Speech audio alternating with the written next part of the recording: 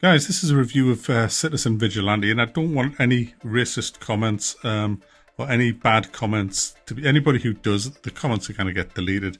I'm reviewing a movie, not a political ideology or anything like that.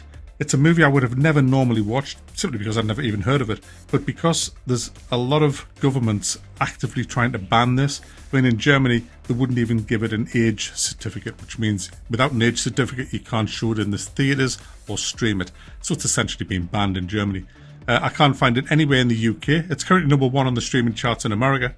And so there was no way for me to watch it, but Elon Musk decided to stream it on X the other day. So a lot of us got to watch it. So I've seen it all the way through, and it's at best a average B movie. It's not a good movie, really. It's directed by Uwe Boll, and it stars Jan Hammer. Army Hammer. I'd never heard of Army Hammer, but I've heard of Jan Hammer, who's a 80s musician, synthesizer musician. So yeah, they're the only Hammer people. I've heard of Sledge. Just get on with it. Well, let's talk about the plot. The plot is he is an ex-American serviceman, and he is a multimillionaire property tycoon living in, I think it's Croatia where it's set. And he's fed up of the two-tier system. He's fed up of all these people who are murdering and raping people, these immigrants. He's fed up of all of that. He blames the elites, the judges and the politicians, because they're not doing their job of keeping the people safe. They're letting people off who should be in jail. And so he decides that he's going to do a Charles Bronson. Now, Charles Bronson he's an actor from the 70s who did the Death Wish series of Vigilante movies that were really good. He played a guy called Kersey. Get his first name. Somebody Kersey.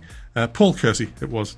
And I liked them. I liked the Taken movies. You know, Liam Neeson. I thought they were good movies. I do quite like revenge movies. They're not my favourite genre, but I certainly do, like the kind of popcorn movies, just sit down and watch all the revenge. Everybody likes a good old revenge thing. And that's what this movie is. It's a revenge. He's kind of getting revenge on the people who got away because of the system. They got away with what they did because of the system, the flawed system that we actually have. And the movie follows him. He gets a big arsenal and starts going around blowing people away.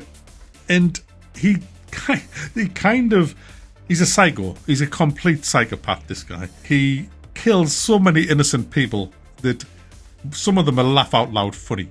And like I was going to say before, it's not a great movie. It's got some horrible dialogue in it. It's got some bad acting, quite a bit of bad acting in it. It's got some very ropey effects on some of the killings. A bit over the top, It goes from forward and back in time, so it gets a bit disjointed and confusing at times. It's not the best movie. However, saying that, there are some movies that had some parts in this movie where I was laughing my head off. They were just so hilarious, and for the wrong reasons, I guess. I'll come to that in a second.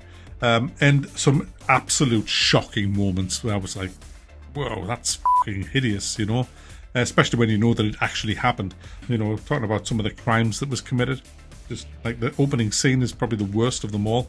A woman walking out of a shop, just, perfectly normal woman that you see every day with a little kid. And this guy just walks up and just plunges this knife straight into her jugular and her neck. And she just bleeds out in a horrible way, and her son's screaming.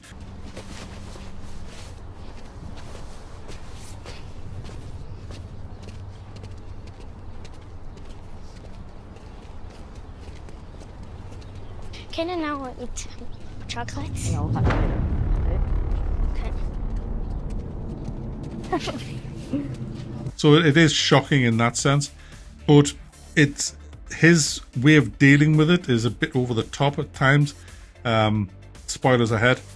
The end bit where he finds the people who were responsible for raping a girl, and he's out to kill them, and so he tracks one of them down to his house. It goes into the house, takes a gun, a pistol with a silencer, and the family's all there of this lad, his sister who's about 18, mother and father. And he asks them, he shoots the son in the leg to make him comply, and then tells them to start ringing up the rest of his gang and to come round here urgently. Makes up a cock and bull story that his solicitor wants to have a word. And they all come round, And as they're walking in the house, not understanding what's going on, they're all talking and stuff. He just then starts blowing everybody away. And I'm like, hang on a minute. This can't be right. You've got to, there must be some kind of cheesy dialogue going on first. No, everybody dies. He puts 2 in everybody, even the sister and his parents who've done nothing wrong. Yeah, 2 for you, 2 for you, 2. And I'm sitting there, what the f*** is happening here? It was just everybody died in that scene. It was just brutal and shocking. And his face is so unemotional, so cold.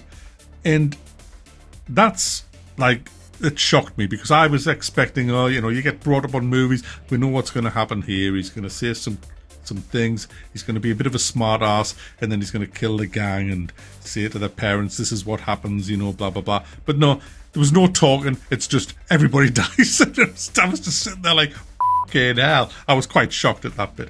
So, I like kind of unexpected twists like that in movies. So that was kind of one of them.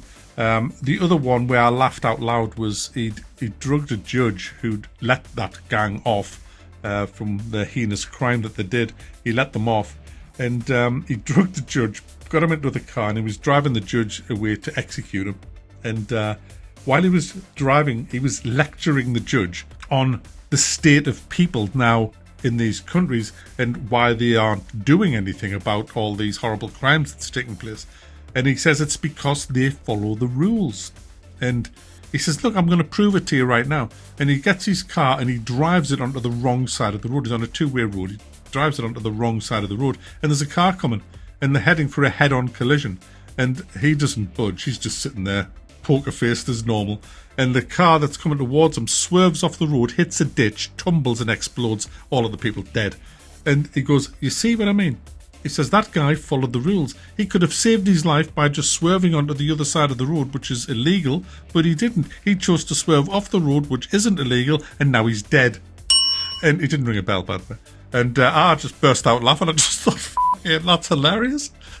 It was just one of them crazy, absurd situations of how much of that's how this psycho views life. He doesn't care. He just doesn't give a toss about anybody at the end of the day. Guilty or innocent. If you get in my way, or if I need to use you to prove a point, you're going to die.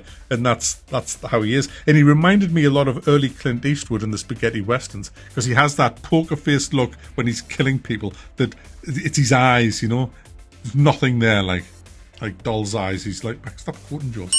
It's just, it has that look, and he does it very, very well.